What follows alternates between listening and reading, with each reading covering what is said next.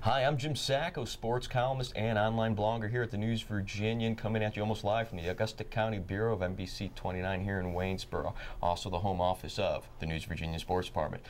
That's not electricity you feel buzzing in the air. That's Mr. Excitement himself, sports editor Rob Sisk. Robert, how are you doing today? Not bad. How's it going, Jim? Exciting, obviously. Very exciting. And you could just sense the excitement. Rob, it was crazy, crazy, crazy, crazy days for us last week.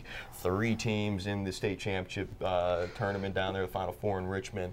2 of them come out winners. We already talked about Waynesboro. Let's talk about the 2 winners. Hey, you're at both those games. Tell me a little about Nelson County. T.J. Martin saving the game not once but twice for the Govs. You can almost make the argument that he made it saved the game 3 times as well. He had another big 3 that kind of took the momentum out of Surrey that night. But it was a great game. Nelson came in knowing their game plan. They executed it well. They didn't let Surrey get a jump on them. They didn't let Surrey hold the momentum for very long, and they were able to come out on top.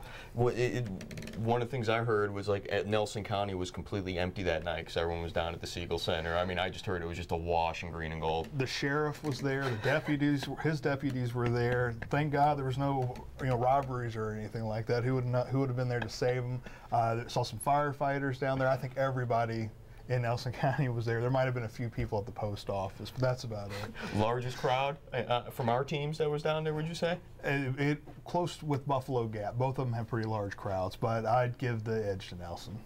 Thomas Brown, talk a little about him. I mean, we've kind of been lauding on him, or I have been. I mean, had the media eaten out of his hands after the semifinal win with just his classy statements and just the way he smiles and acts. What was he like in that championship game? Well, he was really humble. He every time he mentioned himself, he mentioned somebody else, which is something you want out of a high school player. You don't hear it very often. But what really impresses us is last year he was scoring, 30, 35 points a game, but now he's scoring around 18, and he doesn't complain about it. And he actually wants to do that. He does not want to score as many points. He'd rather give a few assists out to help the team overall, and that's what his goals were for the beginning of the season. And I'm pretty sure that's why they won a state championship this year. This guy's the Dogwood Player of the Year. Talking to him after the semifinal win, didn't know where he was going to go play college ball. I'm going to ask you, you're our college guy as well. I'm not talking big-time D1. Is he a legit D1 player? He could play somewhere in the Big South, maybe somewhere like a UNC Asheville or a VMI, something like that.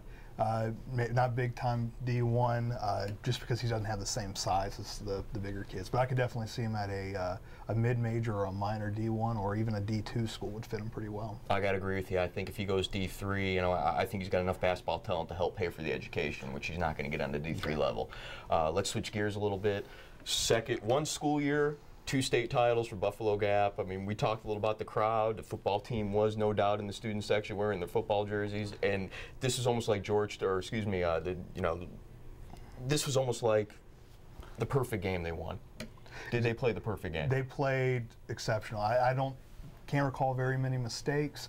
They played exactly how Coffey tells them to play, how he's taught them all year, and he was shocked at the end of the game. He's like, they played their best game of the year. They were perfect. He had no complaints about them at all.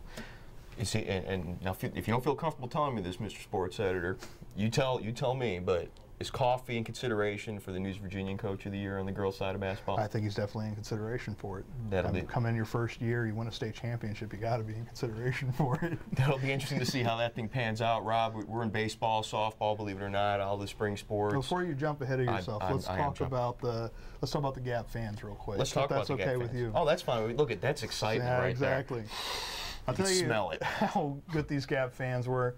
Rob Maxwell, coach. For the football team, when he started making the football team doing jumping jacks because they weren't cheering loud enough, that tells you that they were excited. They won another state championship.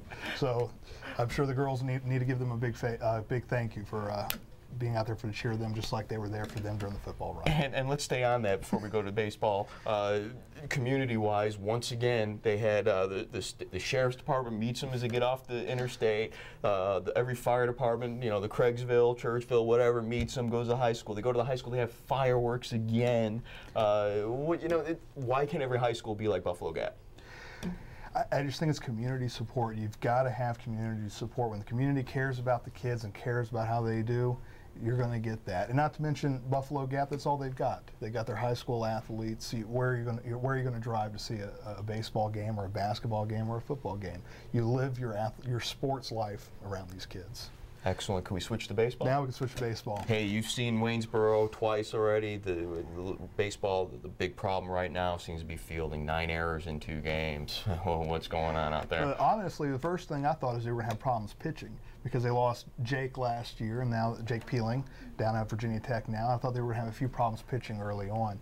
But their pitchers have been great. It's just been fielding. They've had the outfielders have made a few mistakes, just letting what should be a routine fly ball get by them. Ground balls are going between their legs, and I don't know if it's just early season jitters or if they need Coach Kreitzer to knock them around a little bit and knock it out of them, knock the errors out of them. How about that? Yeah, no, in the Kreitzer era, fundamentals, when they've been a problem in the early of the season, have definitely been cleaned up in the latter part of the season. Rob, thanks for joining us. I appreciate it. This is Jim Sacco, and you just watched the Sports Desk. Hi, I'm Jim Sacco, host of the Sports Desk here at the News Virginian.